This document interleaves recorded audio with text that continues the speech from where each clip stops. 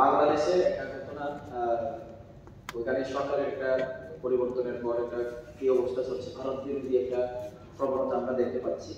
এবং গতকালকের পত্রিকায়, চ্যানেল পত্রিকায়, আমবাসা রেল স্টেশনে বাংলাদেশি আটক। অর্থাৎ এখানে রাষ্ট্র সুরক্ষার বিষয়টা এই কারণে আসছে যে যেহেতু সেখানে ভারত বা আমাদের রাষ্ট্রকে ঘিরে একটা বিরোধীর একটা অবস্থা তুঙ্গে, কাজেই এই অবস্থাতে যদি এভাবে বাংলাদেশের নাগরিকরা আমাদের দেশে এসে ষড়যন্ত্র করবে না বা ক্ষতি করবে না, তার কোনো কিন্তু একটা গ্যারান্টি নেই।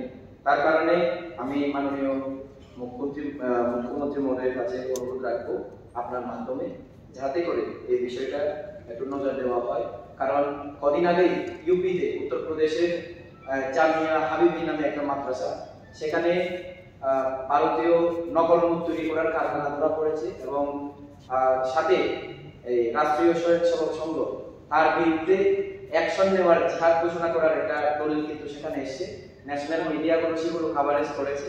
তার কারণে আমি মনে করি যে আমরা যেহেতু রাষ্ট্রবাদে বিশ্বাস করি, রাষ্ট্রের সুরক্ষাটাই প্রাধান্য, কাজেই এভাবে যদি বাংলাদেশি নাগরিকরা বিনা বাধায় এখানে ঢুকে বা প্রবেশ করার একটা সুযোগ পায়, সেটা কিন্তু আমাদের জন্য খুব সিরিয়াস একটা বিষয়। কাজেই কেন্দ্র সরকারের মাধ্যমে যাতে আমাদের মাননীয় মুখ্যমন্ত্রী মহোদয় তার ব্যবস্থা করেন, আমি তার আর্জি জানাচ্ছি। মাননীয় স্পিকার স্যার।